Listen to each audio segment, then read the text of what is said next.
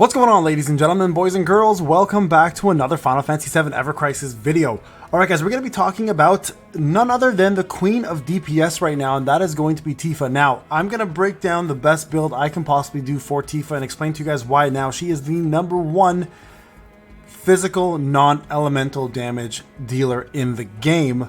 I don't want to say elemental because clearly Cloud and all those other guys have better outfits to make that more viable for them, so she's not definitely the best elemental damage dealer, but I think, in my opinion, she has become bar none the best non-physical non-elemental damage dealer in the game currently, and I don't think anybody even comes close because of what she's able to do and her outfit. Now you guys can see here I have a Cloud build for Zidane Sword. We'll talk about that some other day, but right now I want to focus on her and explain to you guys different ways to build her, how you want to use her, and why she's going to be whooping a lot of ass with this current build. Now, I don't have my OB6 gloves yet. This will make a huge difference in damage once I can get that. I've been trying with every crystal I've been possibly getting to pull for that.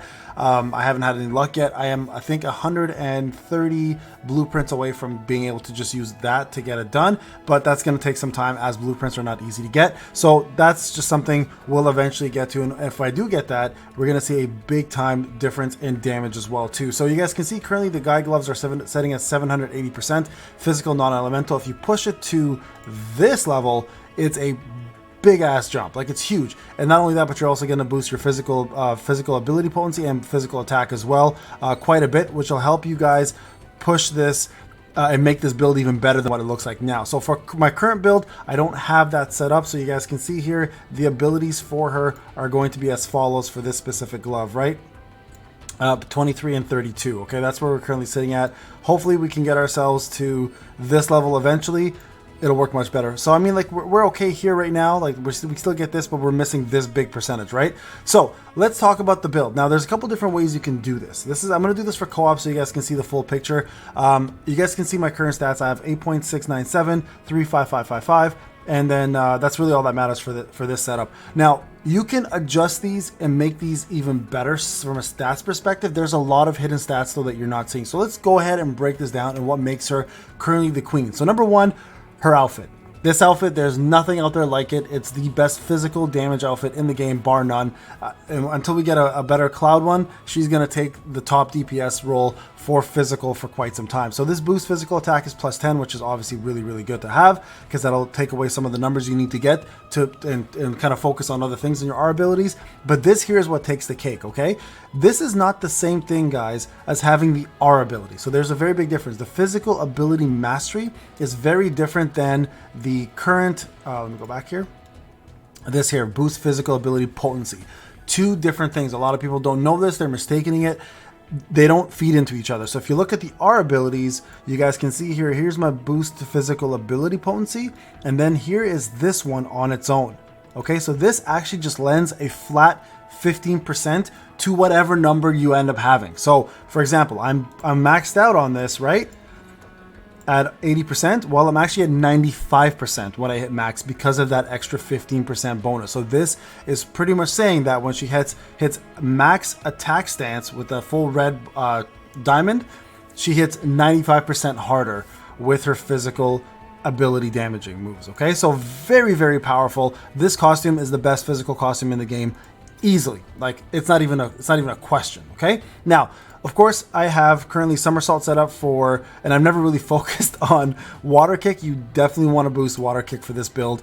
So I would recommend that because, again, it's a physical move. Or if you can, get your Bahamut up and they'll base it off of that. But I believe this is based off of magic, so keep that in mind, okay? But it is non-elemental, but realistically, you want to have this as your main elemental move or your main limit break move to use with this, unless you're still using her for debuffing. But for the most part, you want to keep her as main DPS and just use Water Kick as your main thing. So I'm going to be building this up very soon. It works off of physical and magic, so you're in the right spot for that one, okay? So that's going to help you guys boost damage even further. Now, obviously, the guide gloves are going to be your main form of DPS. Your second options, it's up to you how you want to go with this. So personally, for me, this works well because of two reasons. #1, it gives you the physical attack increase when you cast a move, so that's going to give her mid. Some people might think it's not enough. I think personally it's great because mid is still a pretty heavy percentage for her, and it's only four abilities, or sorry, 4 ATBs, and it does last for 28 seconds. So this is a really good thing to have on here. Now, obviously, other options you can have is you can have motor drive on here instead. You guys can see here stats-wise, it will increase the amount of damage she'll do, but you obviously lose the HP. And look at that, the damage is really not even that much higher. It's only 3, right? So it's, if you are going to use some wind damage, obviously it's nice because of the wind potency, but realistically this HP is too heavy to lose. Another good option would have been Sonic Strikers here if I had the attack on it, but again, I don't have them built up. So, and then lastly, you can have P attack here if you need it, but you boost ice instead. So really, I mean, at the end of the day, this glove here ends up working the best for her because of the HP boost, and again, it does help you build the boost physical ability potency option here as well too, right? So keep that in mind. So that's probably her best option. If I had Sonic Strikers, I would actually be using these instead because I would rather have more attack than P attack because I'm already maxed out on that. Oh, sorry, not P attack, sorry. I would want boost ability, but I don't think she has one that actually offers that, except for, let me see, I don't think she has anything that offers her that. Water potency, yeah, I don't think she does. Yeah, so I'm pretty sure these are the best options for the secondary weapon for my current build. Okay, now in terms of material, obviously you want to put your physical ability materials. I luckily have a amazing P attack one here with quick air blow, and then here you want to put your best fire one because obviously it gives you fire, but also boosting your physical attack. So again, I have a nice fire blow here with 4.6%, and this one gives 30% more damage to fire abilities. And this is the last one here. This is the X sigil. If you had a good one, put it in. If not, don't worry too much about it. I have my best 5.4% here for physical attack for rune blow. Now I could change this out if I don't need a sigil and put this in. I believe this will increase it a little bit more, my mana ward, but that's the only other option really I have. So just try to boost your physical abilities as much as you can. Now sub weapons, this is where it becomes super important. Okay, so couple options you have here. Now if you look at my abilities, you want to essentially time this as, or manage this as perfectly as you possibly can. So boost attack, you guys can see I'm level 7. I'm perfect. I'm only 1 point over, so I really have no wiggle room for that. That one we're going to keep exactly the same. Now boost physical ability potency though, I am way over. I have 10 points over, and you guys can see here I have some wiggle room to move that around and boost something else. Now if I take away Mad Minute, for example, right, and I put in something like the Buster Sword, you guys will see here my ability though drops to 5 points. So this one you can't lose. You kind of need to keep that one there. So I really don't have too much wiggle room to take that away. The only thing I could probably take away here that might help it, but I think it's still not enough, is going to be, it's probably this, but this is 18 points. And I only have exactly 10 points over. So you kind of have to play around with that one and figure out what works best for you. But for now, we're going to keep it as is. Now, the other options here are going to be up to you, and it's going to be based on what your best P attack and your other stats are going to be. So for example, right now this gives me P attack of 46. Of course you get it by half, so this is perfect for me. It stays where it needs to be, and it keeps my boost P attack where it needs to be as well too. You have other options here as well too to keep it going. Now the P attack on this weapon is super strong, so you're not going to be able to really replace it very much, because you can see here it goes down to 46, right? So you're going to need to find something for your build that gives you really high P attack. For me, this weapon here at 46 is the exact perfect weapon I need it to be. Plus it boosts the fire potency of my fire materia that I have currently, which is amazing because I'm not only do I have 30% potency from the support materia here, but I'm also getting myself a boost to fire attack right here to 3, which gives me an extra 25%. So that fire materia is going to be hitting 55%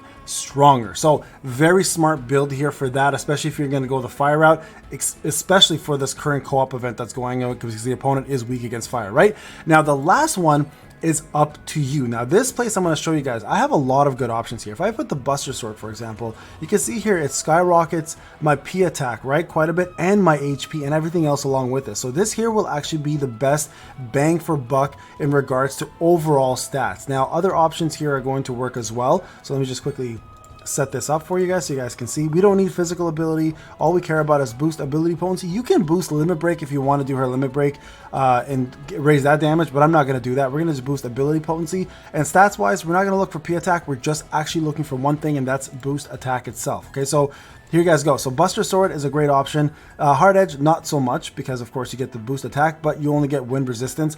You can go for this if you don't have enough physical ability potency, but I do, so we're not going to touch that. So currently I'm residing with the boost attack and boost ability potency. Now why this option?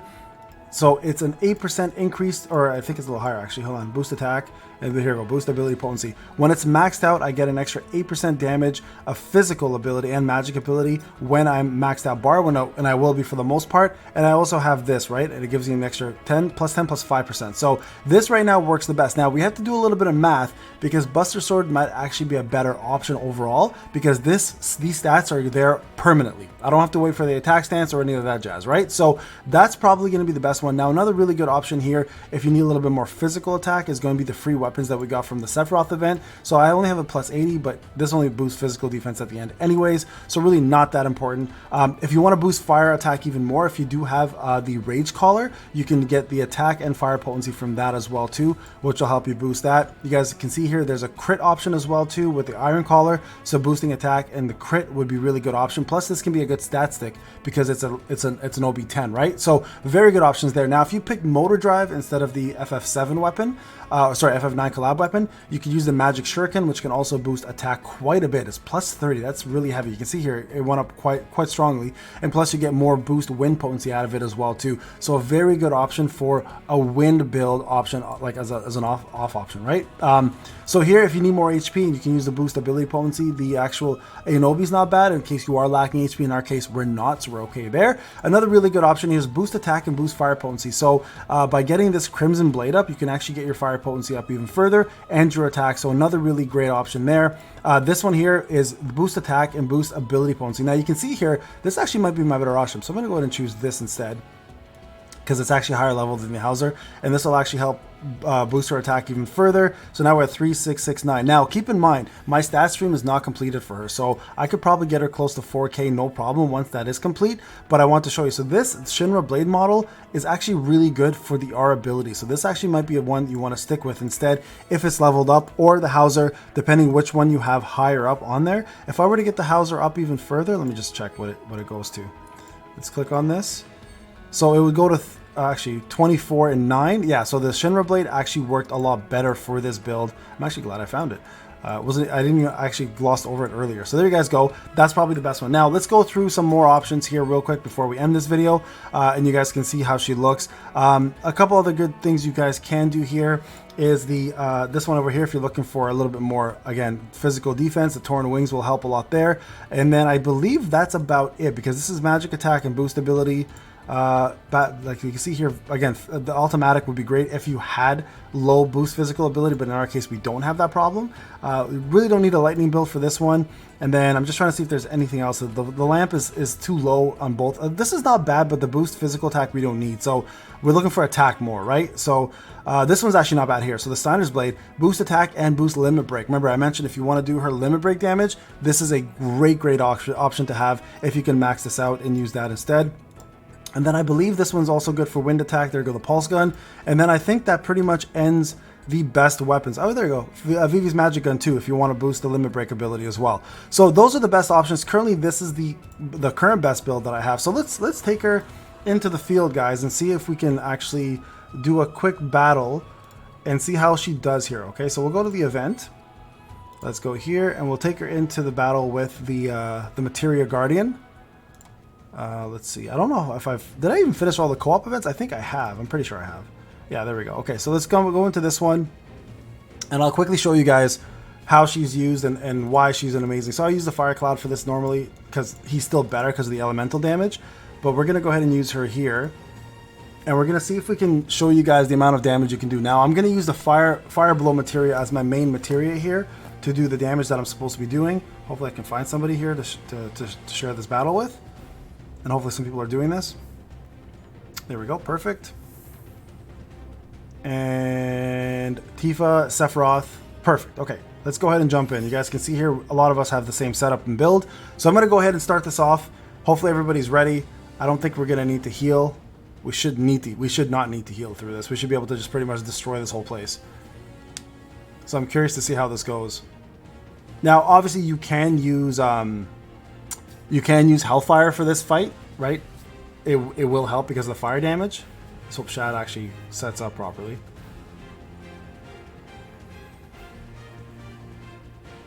Come on, dude. There you go. Perfect. Let's go, guys. So, first thing we're going to do is we're going to do the Final Fantasy 9 crossover Amaranth gloves to boost physical attack. And then we're going to go in with fire blows as much as we can. And just boost as much of that fire damage as we can as well. Now remember, we're doing 55% more fire damage already because of the materia, support materia. Plus on top of that, we have the 15% extra damage from the fire potency increase from our abilities. All right, so go ahead and set this up. Let's take auto off. First thing I'm going to do is No Mercy. Okay, and then from there, we're just going to fire blow, okay? There we go. We got that mid up. And now just punch, punch, punch. Okay, you guys can see we're doing fairly decent damage. Oh, I forgot to defend. My bad, guys. Sorry. Okay, we're going to boost. Now we're going to do way more damage as well, too, because now we have the physical ability up a max. There we go. Look at that. 19k, guys. 19k damage on that. So very, very powerful. Okay, it's next phase.